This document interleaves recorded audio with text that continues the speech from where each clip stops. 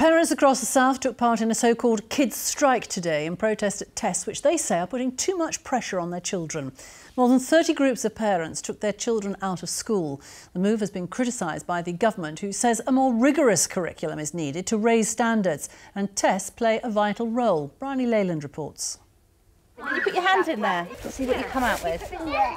Swapping the classroom for the countryside.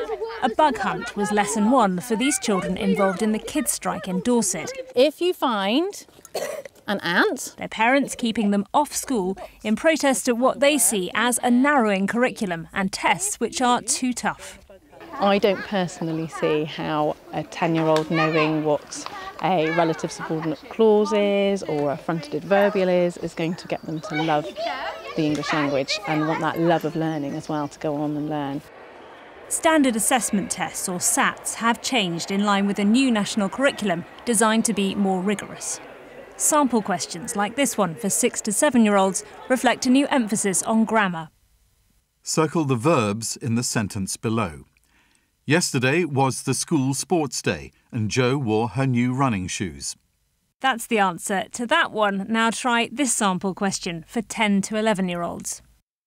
Circle all the determiners in the sentence below. 2 apple trees screened the open windows on one side.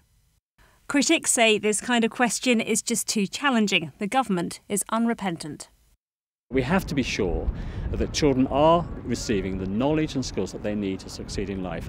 And we as a government are raising academic standards right across the board because that's what the country needs. The government doesn't call the tune quite everywhere. The Ringwood Waldorf School offers an alternative education. It follows its own curriculum.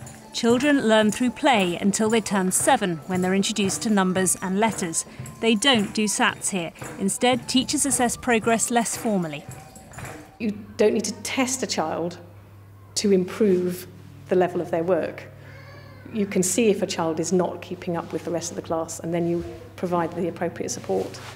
We feel that we don't need to be putting children under pressure. Children just need to be 6-year-olds when they're 6 and learn what's appropriate for them at that age. The government warned that missing even a day's schooling is harmful. Campaigners say they're fighting to protect the joy of learning. Briony Leyland, BBC South Today, near Ringwood.